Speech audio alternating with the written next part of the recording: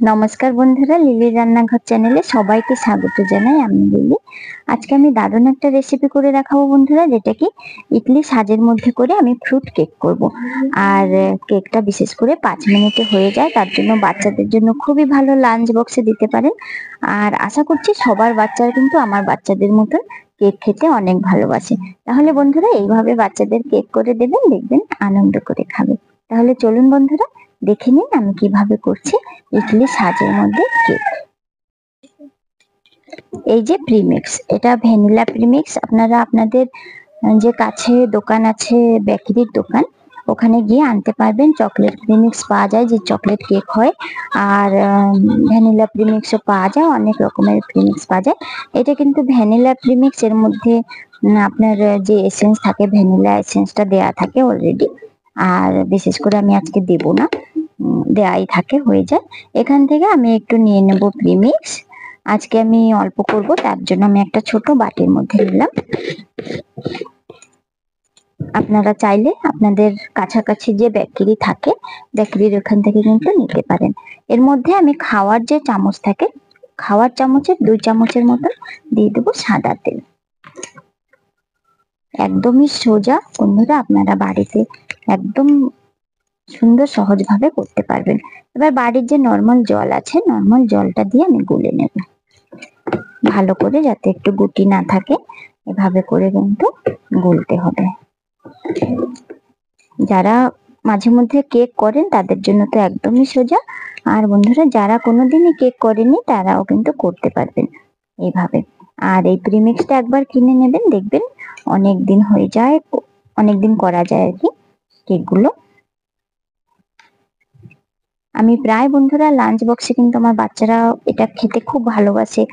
আর ছোট ছেলেটা তো খুবই ছোট, তাই অন্য কিছু দিলে কিন্তু খেতে পারে না। এই কেকটা দিলে, কেকটা শুকনো, ও হাতে ধরে কিন্তু ভালো খায়। তার জন্য আমি কিন্তু এই কেকটাই প্রায় করে দিই ওকে, ও খুব খুশিতে খায় এগুলো। দেখুন এইভাবে করে কিন্তু আমি মেখে নিলাম। বন্ধুরা আমার রেসিপিগুলো কেমন লাগে আপনারা অবশ্যই কমেন্ট করে জানাবেন। আর আমি কিন্তু সবার কমেন্ট পড়ি, কমেন্টের আমি রিপ্লাই দিই, আমার ভালো লাগে আর খুশি লাগে আমার ভিডিওগুলো করতে। তাই অবশ্যই কমেন্ট করে জানাবেন কেমন হয় আমার রেসিপিগুলো।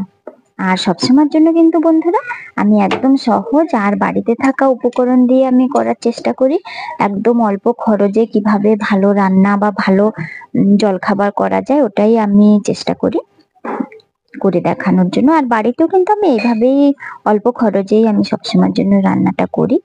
এগুলো দেখুন বন্ধুরা, কেনা টুটি ফুটি, কেনা টুটি ফুটি দিয়েছি আমি, এখন বর্তমান আমার কাছে নেই টুটি ফুটি। আমি বাড়িতেই করি এগুলো, কিন্তু এমার্জেন্সি দরকার ছিল, আমি করতে পারিনি, শরীরটা খুব খারাপ ছিল মাঝে, তার জন্য।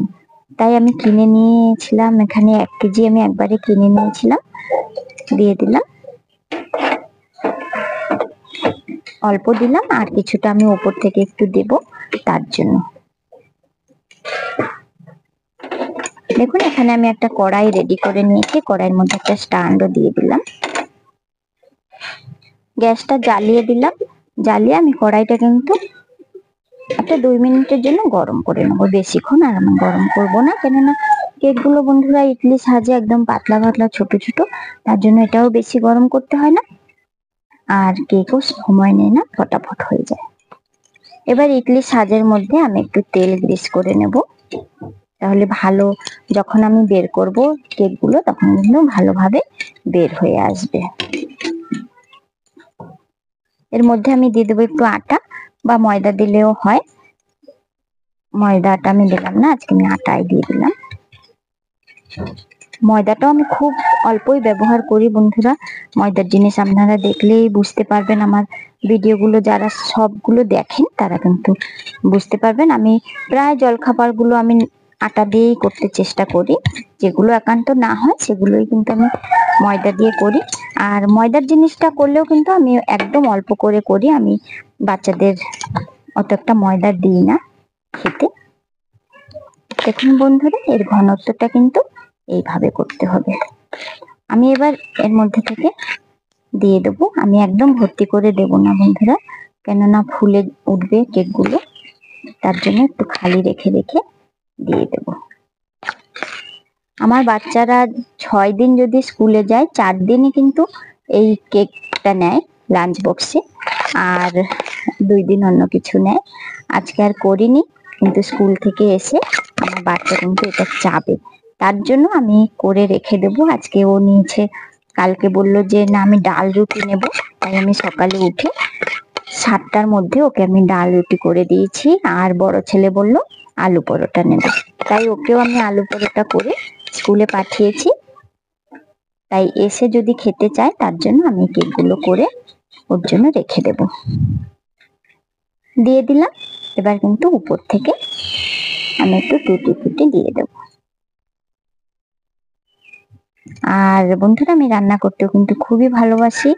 আমি ভালো লাগে, আমার ছোটবেলা থেকেই রান্না ভালোবাসি, আমি করি। নষ্টও প্রচুর করেছি বন্ধুরা আগে।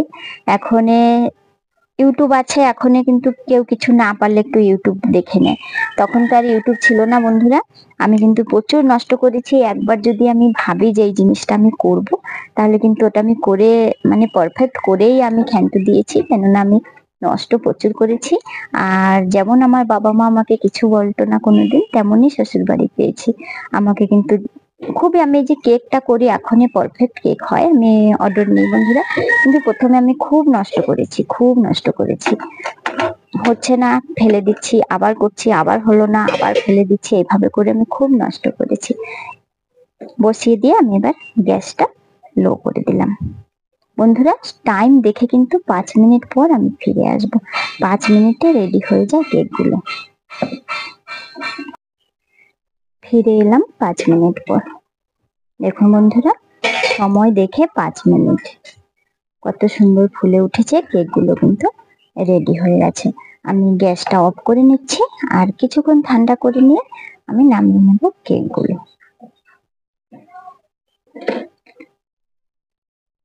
এইভাবেই আমি রেখে দেব কড়াইয়ের মধ্যে, ঠান্ডা করে নিয়ে আমি বের করব। মোটামুটি ঠান্ডা হয়ে গেছে। আমি এবার এগুলো দেখুন আস্তে করে আমি তুলে নেব। দেখুন বন্ধুরা, আমি একটু কাছ থেকে দেখিয়ে দিচ্ছি কতটা সুন্দর নরম।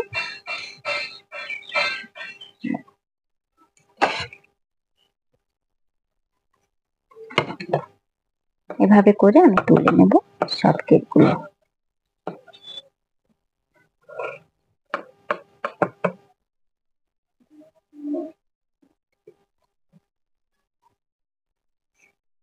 কেমন হয়েছে রেসিপিটা অবশ্যই জানাবেন বন্ধুরা।